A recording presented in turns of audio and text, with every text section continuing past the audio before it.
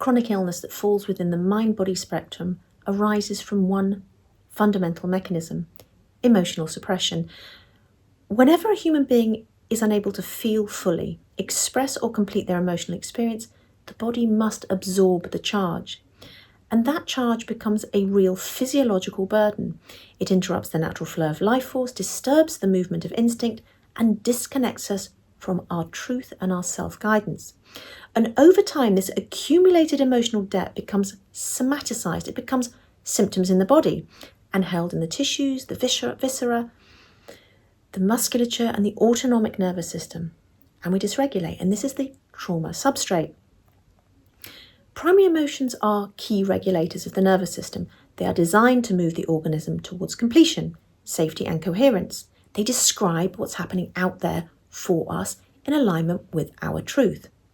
And when these emotions cannot be felt because it was unsafe, impossible, or disallowed through insecure attachment, misattunement, invalidation, big T trauma, small t trauma, chronic fear, acculturation, or any environment where being ourselves was not permitted, they drop out of consciousness. The system loses contact with the body's innate guidance. And what remains is the survival brain operating without access to the deeper regulatory circuitry of genuine emotional truth. And this causes dysregulation. And a dysregulated system cannot function indefinitely. It can compensate for only so long, because when the emotional charge is held instead of completed, an allostatic load builds up, an accumulated pressure of unfinished instinctive responses. It does not disappear. It stays in the soma, the body, and creates blockages of energy, life force, mobility, digestion, breath, immunity, circulation, and perception. The body, in turn, must then create symptoms to interpret, contain, signal, or protect us against the suppressed emotional field. And these symptoms appear on the somatic ladder at exactly the point where the original repression occurred. And this is why lower body repression often appears first as pelvic pain, IBS, menstrual issues, constipation, or lower gut symptoms. And if this emotional truth is still not addressed, as it presents here first, the pressure in time rises. It's like a jar just filling up and up and up and up, and it moves up the ladder. People then in turn develop anxiety, upper GI issues, panic, palpitations, breath restrictions, chronic fatigue syndrome, and in time, derealization, structural things like neck, shoulder, face issues, jaw, tinnitus, migraines, and then later full-on vestibular issues and system collapse. This upward migration is not random. It is the predictable path of unprocessed emotional charge seeking completion through the body's hierarchy of survival. And this is why most people, pretty much all people, do not fully heal with surface level brain-only techniques. Brain retraining, state shifting, cognitive reframing, changing your mood to elevate it perhaps, visualizations, or changing your thoughts can offer relief, yes, but they do not allow the discharge of the emotional material held in the body, which is at the root of our symptoms. They can ultimately calm the system temporarily, sometimes for a couple of years, sometimes, a bit longer or a bit less. But the unresolved substrate continues to cycle in the shadow, held there, until it's just too full. But without emotional completion, symptoms will just keep looping round and round and round under the surface, in the unconscious, held in somatic memory, in the shadow. And in time, they will change location and then just rise further up the ladder. And the charge is still present if natural emotional releases are not gradually emerging as you allow. And these are the things I'm talking about, like shaking and buzzing, feeling emotion move up and out the body, up, through and out, to complete cycles. And if people are not experiencing this, I'm afraid it's going back into the shadow. And this is why it's so important to return to the body and permit ourselves to now let this charge rise and complete. And please look at the other videos to describe how that happens, obviously within a framework of scheduled allowing, exposure, and actually what it looks like.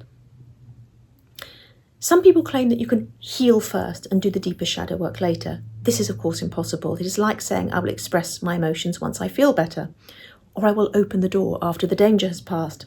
The door is the danger because the danger is the held emotional truth. You cannot heal from anything beyond the most basic early stage 1 mind-body conditions, where symptoms arise from, say, transient life stress or simple overloading. It is possible to do that then. But anything else, it has to be, we have to address trauma, and you have to feel your emotions, even really at stage 1. Anything beyond the most basic, at the base, I'm talking about where it appears in the ladder, lower back pain, things like that as well, and the presentations lower in the system, all of which can be intense, absolutely crippling, really, really severe symptoms. Anything beyond that will require, of course, somatic, relational, emotional, and trauma and shadow-based work. To be clear, trauma does not only mean catastrophic events. It includes all conditions where a child or adult had to disconnect from their instinct, their voice, or their emotional truth to remain attached, accepted, or safe. Trauma is the cost of having to deviate from the self, from our truth. And chronic illness is the long-term physiological consequence of that deviation.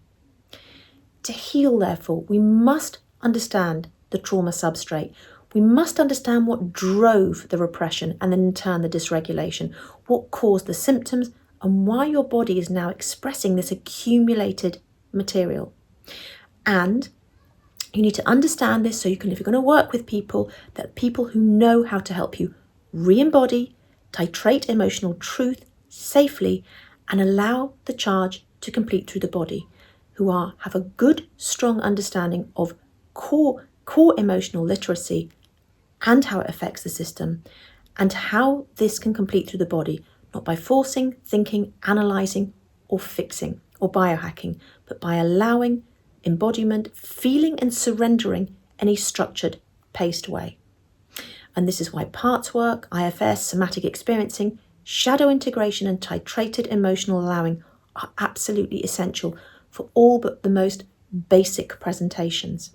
And to be clear, there's all the videos on here that if you really are self-directed, you can manage to do this on your own. But of course, there is additional help you can find from other practitioners out there if you need it.